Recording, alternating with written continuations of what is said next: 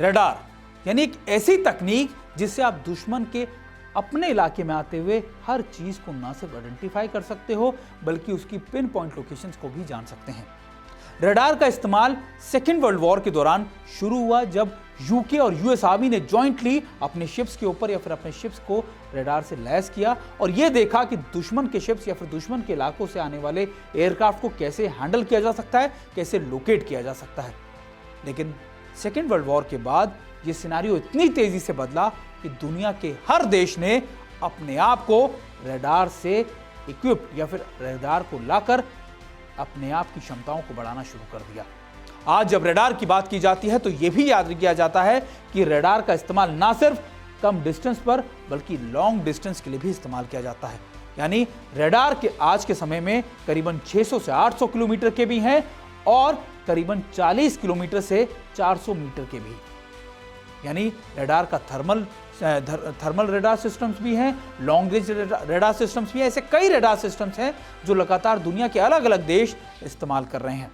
भारत के पास भी खुद के अपने कई रडार सिस्टम हैं और भारत कुछ उन अकेली कंट्रीज में से ऐसा है, देशों में से ऐसा है जिसके पास अपने रडार सिस्टम है, जिसमें स्वाति, राजेंद्र, इसके अलावा कई ऐसे रडार सिस्टम्स हैं, इंदिरा, जो भारत लगातार इस्तेमाल कर रहा है। स्वॉर्डफिश करके एक रडार सिस्टम है जो करीबन 600 से 800 किलोमीटर आराम से दुश्मन के एनिमी के ना सिर्फ शिप्स को, उसकी तरफ से आते हुए ड्रोन्स को, बल्कि कई ऐसी चीजों को देख सकता है। लेकिन रडार की अपनी क्षमताएं भी लगातार बदलती जा रही हैं। रडार को एक समय में शिप्स के लिए, एयरक्राफ्ट के लिए तौर पर इस्तेमाल किया जाता था, फिर शिप्स के लिए इस्तेमाल किया जाने लगा, लेकिन अब ड्रोन्स के लिए भी रडार को बहुत बखूबी इस्तेमाल किया जा रहा है। और अब बैकपैक यानी लगातार जो हैंडल्ड रडार सिस्टम है उनका भी इस्तेमाल किया जा रहा है। इंडियन आर्मी ने खुद ऐसे इंडिजीनियस रडार सिस्टम बनाए हैं जिनको आप पैक कर कर दुश्मन की तरफ से आते हुए ड्रोन्स को ना सिर्फ जैम कर सकते हैं, उसको गिरा सकते हैं, बल्कि उसको वहीं पर उसको रिलोकेट भी कर सकते हैं। बहुत लंबे समय से रडार्स की क्षमताओं को लेकर दुनिया भर में बात होती रही और यहाँ तक कि ये एक डिप्लोमेसी भी है। अभी हाल ही में हुई अजरबैजान और आर्मेनिया की युद्ध के दौरान भारत ने स्वाति रडार आर्मेनिया को दिया था ताकि वो अपने आप को इक्विप कर सके। हालांकि एक बहुत क्लासिफाइड या बहुत छुपी हुई चीज़ है, लेकिन भारत अपने कई देशों को, अपने पड़ोसी मुल्कों को, अपने पड़ोसी दोस्त मुल्कों को ऐसे रडार सिस्टम, ऐसे इक्विपमेंट देता रहता है ताकि वो भी अपनी क्षमताओं का इजाफा करते रहें। आने वाले वक्त में अगर युद्ध लड़ना है तो आपकी ना सिर्फ आपकी अटैकिंग कैपेबिलिटीज, आपकी डिफेंसिव कैपेबिलिटीज, बल्कि आपकी रडार कैपेबिलिटीज भी बहुत ज़्यादा मजबूत होनी चाहिए और भारत लगातार इस पर काम भी कर रहा है। प्रहार में ही सुरक्षा है, यानी first attack is the security. आज जिस स्पेशल फोर्स का या फिर हम जिस फोर्स का जिक्र करने जा रहे हैं उसका नाम है Garud commandos. Garud commandos Indian Air Force का एक वो विंग है जो स्पेशलाइज है बड़े अटैक्स को रोकने के लिए या फिर बड़े एयर स्पेसेस की सुरक्षा के लिए। दरअसल 2000 सन के अंदर यह देखा गया कि लगातार आतंकी जो थे ना सिर्फ कश्मीर में बल्कि उनका मोटिव था बड़े एयर बेसिस को अटैक करना, और इसकी घटनाएं या फिर इनके बारे में जानकारी लगातार मिल रही थी। और इसी के बाद तय किया गया इंडियन एयरफोर्स की एक स्पेशल फोर्सेस होंगी जिनका काम होगा बड़े एयर बेसिस की सुरक्षा करना, और फिर बनाया गया 2004 में गरुड़ कमांडोज को। गरुड़ कमांडोज का मेन काम है ना सिर्फ बड़े एयर बेसिस की सुरक्षा करना, एयर स्ट्रिप्स की सुरक्षा करना, बल्कि बड़े रेस्क्यू ऑपरेशन या फिर हॉस्टेजेस ऑपरेशन को भी अंजाम देना, उनको सक्सेसफुली कंडक्ट करना। 2004 के बाद ना सिर्फ गरुड़ कमांडोज को कॉन्गो के अंदर पीस कीपिंग के अंदर भेजा गया बल्कि कई बड़े अटैक्स के अंदर उनका इस्तेमाल भी किया गया। और सबसे मेजर था पठानकोट अटैक, जिसमें आतंकियों ने एक बार फिर पठानकोट एयरबेस के ऊपर अटैक किया और उसको निष्क्रिय करने के लिए गरुड़ कमांडोज को उतारा गया। गरुड़ कमांडोज की इस समय स्ट्रेंथ करीबन 1500 से 1600 के करीब है। जो एयरमैन होते हैं उनको लगातार इस चीज की ट्रेनिंग दी जाती है कि कैसे वो स्पेशलाइज तरीके से इन अटैक्स को विफल कर सके और उनको काउंटर जवाब भी दे सके। ना सिर्फ कश्मीर में, पठानकोट में, बल्कि कई जगहों पर इनका इस्तेमाल भी किया जाता है। कश्मीर में स्पेशल फोर्सेस के साथ साथ गरुड़ कमांडोज मार्कोस को कई ज्वाइंट ऑपरेशंस में भी इस्तेमाल भी किया गया। और इसी के दौरान 2018 में बताया जाता है कि अशोक चक्र से भी गरुड़ कमांडोज को नवाजा गया। कॉर्पोरल जो ज्योति प्रकाश निराला थे, उनको यह सम्मान दिया गया। गरुड़ कमांडोज का इस्तेमाल भारत और चीन के स्टैंड ऑफ के दौरान भी किया गया, जब गरुड़ कमांडोज को आगे की एयरस्ट्रिप्स पे या फिर बहुत आगे फॉरवर्ड मोस्ट लोकेशन पे भेजा गया, ताकि अगर कोई बड़े टेक्टिकल या फिर स्पेशलाइज्ड ऑपरेशंस करने हो तो गरुड़ कमांडोज का इस्तेमाल किया जा सके। गरुड़ कमांडोज को न सिर्फ पैरा ड्रॉपिंग के अंदर बल्कि कई दूसरे एयरबेसिस की सुरक्षा के लिए भी इस्तेमाल किया जाता है और इनके रोल को लगातार और ज्यादा बढ़ाया जा रहा है, जिसमें काउंटर इंसर्जेंसी भी एक महत्वपूर्ण बात है।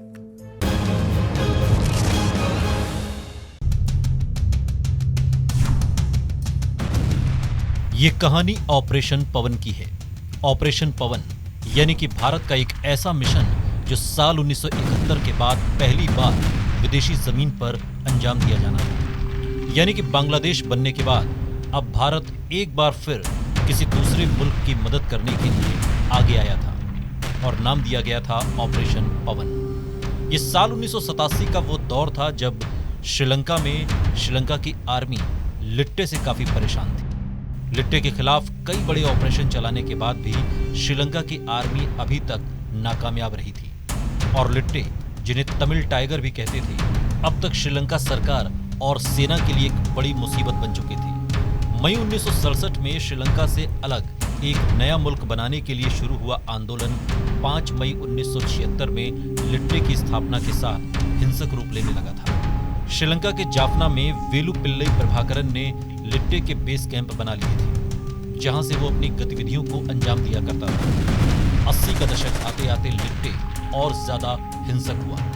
तारीख 23 जुलाई साल 1983। लिट्टे ने श्रीलंका सेना की एक टुकड़ी पर बड़ा हमला किया, जिसमें 13 श्रीलंकाई सैनिक मारे गए। बाद में इस हत्याकांड को ब्लैक जुलाई कहा गया।